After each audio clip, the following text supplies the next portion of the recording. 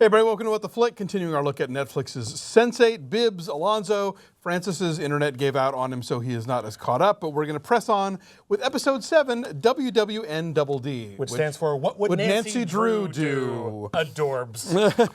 This is a big episode. There's a lot to unpack here. Yes. I want to start in South Korean women's jail. Yes. Which is apparently the best jail ever. It's great. You get your own tea set. You get a lot of roommates who are very supportive. Everyone's there for a good reason. I thought the three roommates were going to launch into the cell block tango from Chicago.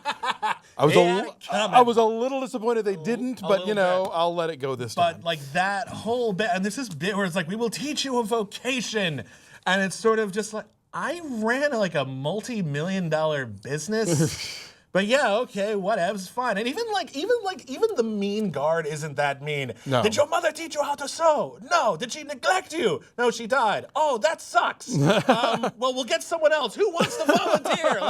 It seems pretty good. I wonder if is that what it's like? Because that's not bad. I mean, that could be a hell of a lot worse. This is actually a better situation for Sun in a lot of ways. She's going to be top dog there so fast. Well, yeah. I mean, that's going to play out interestingly. We'll see over the next couple episodes. Unexpected development. I like that. We're also really building up the idea of Lito and Hernando, with Hernando playing the role of the bodyguard, and the beard playing the role of the beard. No, he's intimidating. You buy him. But then they come home to find a luchador villain in their living room. Yeah. So that goes awry really quickly, unfortunately. I wonder how people of Mexican descent feel about it. It's like, I'm Mexican. We hit our women. I'm like, I know that's not. I know it's the bad guy saying it, and it's obviously it's a shaky thing, but it's very like you don't see that a lot in the show where everyone's just like, we're Indian. This is what we do. It's something about calling that out. I think that we're not supposed to take anything that comes out of Joaquin's mouth as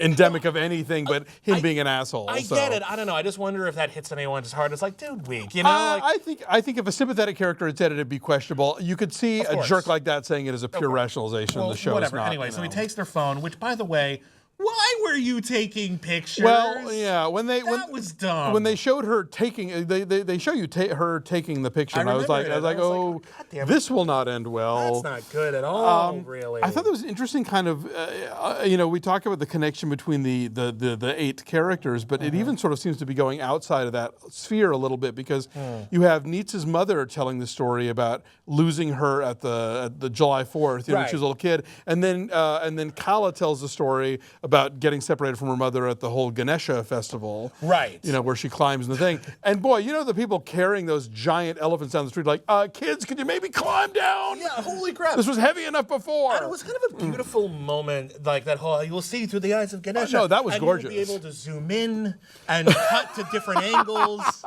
And it's just sort of like, okay, let it go. You called a little too much attention to the mechanics of the device. It works, it was beautiful, but at the same time I was just thinking, It's like when you're watching a movie and it's like looking at security camera footage, but then there's a lot of intercutting and you're just like, who got that angle? Who edited this together? Come on.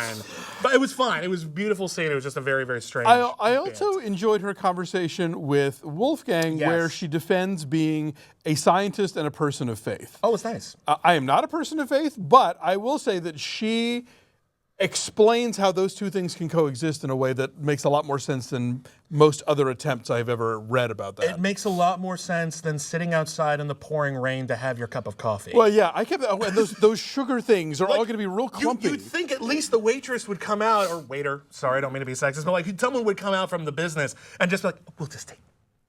We have seating inside. You just want to do something about that. All of that is ruined. We need to talk about the end of Wolfgang's story in this episode, in which his best friend dies. God. Well, we don't know. We don't know.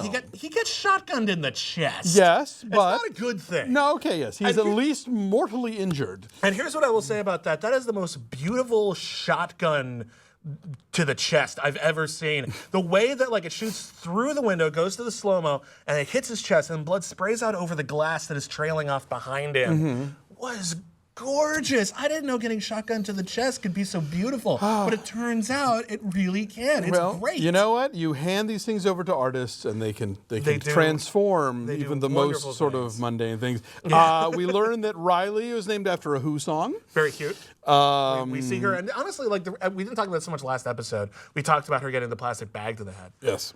But she really didn't have a plot for a long time, and we're finally going back to it. Makes me Well, Nix comes back into the picture clearly, so there's, and actually, is it this episode or next episode where the mysterious woman's voice says, "You should not have come back"? I think it was this. It's episode. this one, yeah. I think so. And we haven't delivered on what that's going to be yet. We've only seen up through 8, so patience.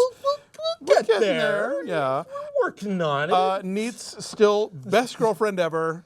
Yes. I sense a costume opportunity. Oh my god! Oh my god! And I love it. That whole climax where they're breaking into Metzger's house. Metzger, yeah. And they're so adorable. It's like, and then we put the crowbar in the door, and it becomes our alarm. We make such a good team. They're adorable. And then, like, it's just like running into the old hacker friend, and they're saying, Bug. Like, Bug is hilarious. Yeah, you talk about the water witch, but is this a rage master? And I'm like, how much of this are you making? I want to know. It's quite possible they did a lot of research. And those are real things, maybe there is a Candygram, but if there isn't, that's a great fake name for something. At some point, it's just a trace Buster, And I'm like, okay, you're just pulling stuff out of your ass now. But it was so much fun. I loved how Bug gets to like say the awful thing and then realize that he's said the awful thing. Yeah. Like, I would do you, not in a horrible way, which that totally sounded like. In a very respectful way, I would do you, and so would I. She's quite fabulous. They're great together. They are. They're so adorable. And then we had this big thing, and then we finally get. It's a shame Francis isn't here. We're getting some actual plot and backstory and continuity and mechanics about, like, this guy was a Sense8, he got lobotomized, and how this other guy can take over his body, which is actually like a really creepy and interesting idea. Yes. Although what I was trying to figure out is, like, what's he putting in his mouth when he's making the guy shoot himself? Does he like have a chocolate gun or something? Yeah. Because obviously he is not dead, so doing one of these. I don't know. Just curious. But yes, we're definitely getting into the stakes here and what's happening with all that, and you've got Will sort of investigating the van, after getting the information from the gang members, and you've got that was a great. I love that whole gang member Robin Hood thing. The summit, when you look into the ghetto looks back at you. No, really, we're looking. We take pictures. I'm like, that actually makes a lot of sense. That's actually really great. Did I get the plates? Amateur hour. And of course, a large trunk. Yes. Well done, Ganesh. I'm like, holy crap. So this episode, so great, so packed. Man, yeah. I really like this show, Alonso. Me too. It was hard to stop at episode 8, which is as far as we're going this week. But I'm really into this, and I love how all the characters are sort of getting their moment to do stuff. No, I finally learned all 8 of their names. That's how into this I am. I'm not sure I got all of them, but I'm getting there. There's that one guy and that chick, and then Lito. And it's then Riley. okay. You do it. All right. The dudes are Capheus, Will, Wolfgang, and Lito. Okay. And the women are Nomi, Riley, Sun, and Kala. So that's because a lot of times when we do recaps of the show, I go to the actor's name because I'm clueless, but I have learned their names. And what are their favorite Pixar movies? Yeah, that's a whole other thing. All right. So one more this week. So please join us for episode 8.